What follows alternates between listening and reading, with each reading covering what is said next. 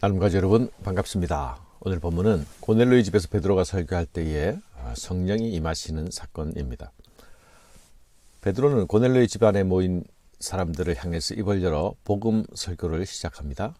그가 선포한 복음의 핵심은 43절에 나타난 말씀입니다. 누구든지 믿는 사람들은 예수 이름을 힘입어 죄 사함을 받는다 라는 사실이죠.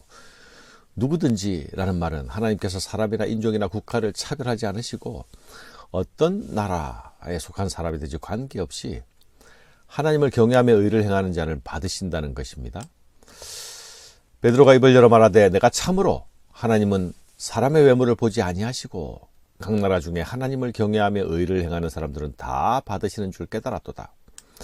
그러나 이 말씀을 오해해서는 안 되겠습니다. 누구든지 하나님을 경외하고 의를 행하면 구원을 받는다는 사실은 예수 없이 선행으로도 구원을 받을 수 있다는 사실로 이해해서는 안 될 것입니다. 만일 그렇다면 베드로가 예수에 관한 복음을 증거해야 할 필요가 없어지지 않겠습니까? 이 말은 고넬료에게 복음이라는 좋은 소식을 증거하게 된 그 문맥의 상황 속에서 이해해야 할 것입니다. 베드로는 하나님께서 환상을 통해서 주신 메시지가 이방인들과의 교제를 허락하신 것으로 이해했고, 하나님이 이방인과 유대인을 차별하지 않으시고 받으신다는 깨달음을 가지게 되지 않았습니까? 정리해서 말하자면 하나님은 모든 나라 모든 백성에게 구원의 기회를 제공하십니다. 그들이 하나님 경외와 선행이라는 행위를 통해서 구원받는다는 말은 아닌 것입니다. 구원은 오직 예수 이름으로만 가능합니다. 베드로가 깨달았다는 그 깨달음은 개인적인 깨달음의 차원을 넘어서 교회가 이방 선교에 대한 생각과 시각을 새롭게 하는 결정적 변화의 계기가 되죠. 즉 세계관의 변화가 생긴 것입니다. 성령께서 주시는 이 세계관의 변화와 확장은 교회 공동체의 좁은 생각을 변화시켜서 열방과 세계를 향하는 시야를 확장시켜 줍니다. 이로 인해 복음이 유대인의 장벽을 넘어서 이방과 열방으로 확장되는 단초가 마련되는 것이죠. 사랑하는 여러분, 예수의 이름을 믿고 그 이름에 힘입어 죄사함을 받기 위하여서는 예수 그분이 누구시며 무엇을 하셨는지 알아야만 합니다. 그래서 베드로의 설교 내용의 대부분은 이 예수님을 소개하는 내용이 됩니다. 그에 해당하는 말씀이 오늘 36절부터 42절까지 이어지고 있죠. 만유의 주 되신 예수 그리스도로 말미암아 화평의 복음을 전하사 이스라엘 자손들에게 보내신 말씀 곧 요한이 그 세례를 반포한 후에 갈릴리에서 시작하여 온 유대에 두루 전파된 그것을 너희도 알거니와. 예수님을 나사렛 선지자나 선생이 아니라 만유의 주로 소개하고 있지 않습니까? 베드로의 이런 선포는 예수님의 죽으심과 부활로 인해서 비로소 가능해진 것입니다. 그는 죽으셨으나 하나님이 다시 살리셨고 사흘 만에 다시 부활하셨습니다. 그리고 하나님은 이 예수를 산자와 죽은 자의 재판장으로 정하셨습니다. 만유의 주가 되셨습니다. 예수님이 전한 복음을 베드로는 화평의 복음이라고 말하고 있죠. 로마의 군인의 집에서 지금 평화의 복음이 선포되고 있습니다. 이 평화의 복음은 하나님께서 자기 백성에게 평화를 주시겠다는 그 구약의 약속이 이제 예수 그리스도 안에서 성취되었음을 또한 선포하는 것입니다. 예수의 오심과 죽으심은 세상에 참된 평화를 주시기 위해 하나님께서 우리에게 주신 은혜요 선물입니다. 그리스도는 우리에게 하늘의 평화를 가져다 주시는 분이십니다. 그분의 십자가의 피 흘리심이 그것을 가능하게 했습니다. 죄의 문제가 해결되지 않고는 평화에 이를 수가 없습니다. 세상은 그리스도를 통하지 않고서는 참된 평화를 누릴 수가 없습니다. 그를 믿는 자들만이 그 이름을 힘입어 죄사함을 받을 수 있습니다. 이것이 구원의 길이요 하나님이 주시는 참된 평화에 이르는 길입니다. 베드로는 예수 그리스도는 이스라엘 자손들에게 보내신 하나님의 말씀이라 말합니다. 그 말씀이 갈릴리에서 시작하여 온 유대에 전파되었습니다. 만유의 주 되신 예수 그리스도로 말미암아 화평의 복음을 전하사 이스라엘 자손들에게 보내신 말씀 곧 요한이 그 세례를 반포한 후에 갈릴리에서 시작하여 온 유대에 두루 전파된 그것을 너희도 알거니와. 하나님이 나사렛 예수에게 성령과 능력을 기름 붓듯 하셨음에 그가 두루 다니시며 선한 일을 행하시고 마귀에게 눌린 모든 사람을 고치셨으니 이는 하나님이 함께 하셨습니다. 우리는 유대인의 땅과 예루살렘에서 그가 행하신 모든 일의 증인이라.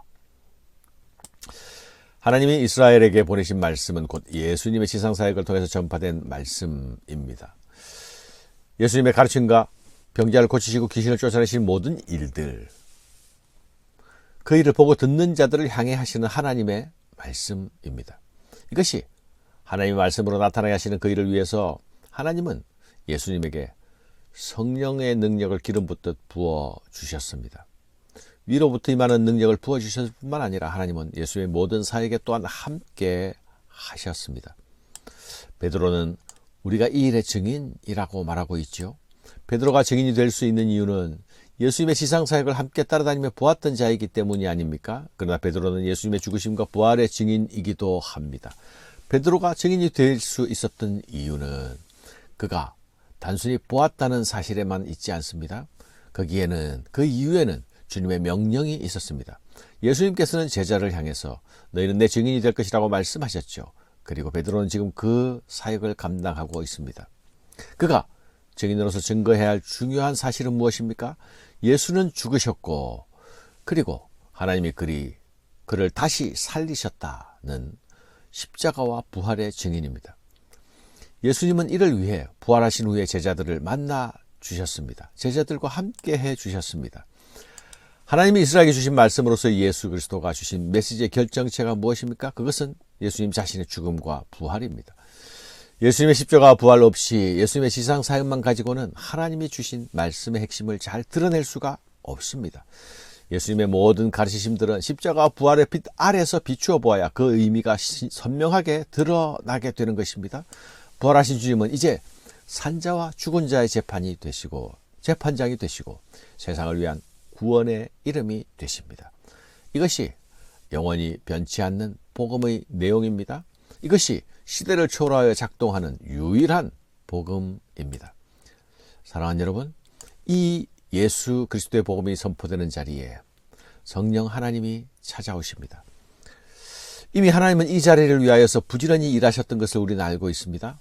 베드로는 고넬료 집안 사람들에게 지금 성실하게 증인의 사역을 감당하면서 예수 이름의 구원을 선포하고 있습니다. 그런데 바로 이 자리에, 바로 그 순간에 성령이 임하십니다. 이 성령의 임하심은 베드로의 이 정언에 성령 하나님이 증인으로 참여해 주는 사건입니다. 예수 이름으로 받는 구원의 복음이 옳다 인정해 주시는 사건입니다. 예수 이름의 복음을 믿는 자들을 사랑하신다는 적극적인 행동입니다. 예수 이름의 복음이 선포되고 그 선포가 받아들이는 그 자리는 하나님 아버지의 마음이 받아들여지는 자리가 아닙니까? 이 자리는 하나님이 기뻐하시되 아주 기뻐하시는 자리입니다.